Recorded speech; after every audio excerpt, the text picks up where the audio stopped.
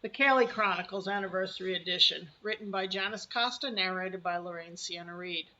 1 year ago yesterday, I started my journey from Texas to my forever home here in New York. And as you can see from the picture, I started my journey as Kaylee uncrated, just as Kaylee was meant to be. So you can imagine my displeasure to find myself celebrating my Kaylee-versary in a crate, while Mommy was off shopping at some silly outlet mall where they don't allow dogs or even sell toys and special treats for dogs. All because I drank too much water and Mommy said she can't trust me to be loose when I drink gallons of water. No fair. And how was I supposed to know it was the plant's water and not Kaylee's water? I mean, sure, it had a big plant in it, but it could have been a new and different shaped water bowl that just accidentally had a plant attached to it, right? And is it my fault that I topped that off by drinking Mommy's glass of water on the table? I don't think so. She was the one who poured it and then just left it there. Not Kaylee's fault, no way. I mean, could you resist a tall, ice-cold glass of water on a warm day, just sitting there on the coffee table waiting for you? And I never would have drunk from the coffee table water anyway if the cat didn't do it first. He always drinks from Mom's glass when she's not looking, and no one crates him. Anywho, the next thing I knew, I was in a crate. Mommy was gone, and I was bored silly, because who wants to celebrate their anniversary in a crate? Thankfully, when Mommy got home, I was able to explain to her that Kaylee-versary was special and meant we needed to do something extra fun to celebrate the Kaylee dog's remarkable journey to New York. Something fun that did not involve a crate.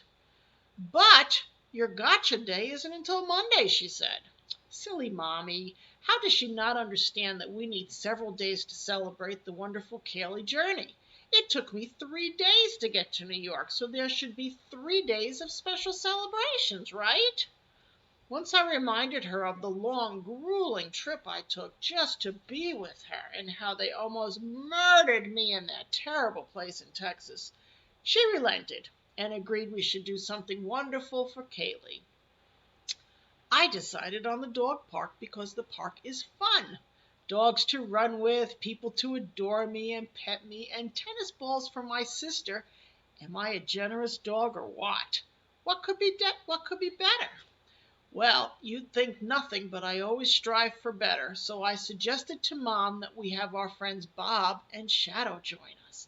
Shadow is my favorite black lab who's not my sister, and an excellent companion who always lets me bite her head.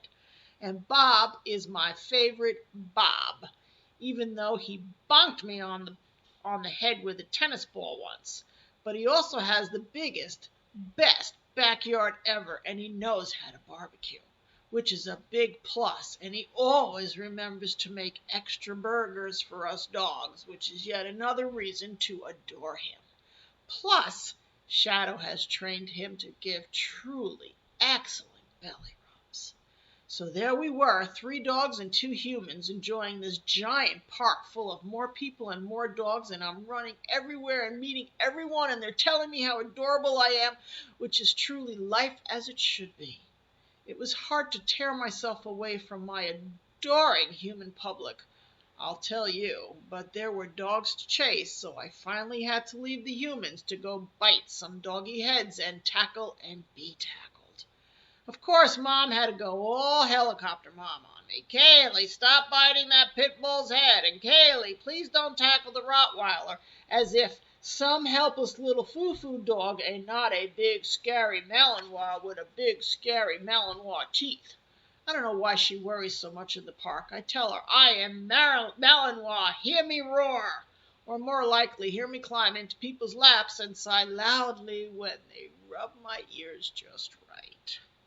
Anyway, all of us dogs are having a grand old time playing hide and seek in the bushes, which are far away from me to pretend not to hear Mom calling me every time I disappear from sight, which none of the other mommies are doing because I'm the only one with the embarrassing helicopter mom. And Lexi is chasing tennis balls, so she's happy. And then this big, badass male dog shows up and right away tries to start dominating everyone. I chased him a bit to let him know what's what, but then Mommy said we should leave. There was a bad vibe. I'm not sure what a vibe is because I didn't see any vibes, just dogs and people who loved Kaylee, but I agreed to go home since I'd done so much running and playing that it seemed like it should be dinner time. As we were leaving, there was a bit of a snarly, spatty thing between the badass male and the others, but Lexi and I were already leashed and heading out, so we didn't get into any trouble. Mommy doesn't like spatty, snarly things, so you totally don't want to be anywhere near one, or you get into big trouble, even if it's completely not your fault. All in all, it was a good way to start my Kaylee-versary weekend. Happy almost 1 year anniversary to me, the wonderful, adorable Kaylee dog, who is enjoying a nice home-cooked dinner, not in a crate. Yay, Kaylee! Yay, Mommy! Yay, New York dogs! I don't know what we'll do tomorrow, but I expect it will be wonderful, and it will not involve a crate.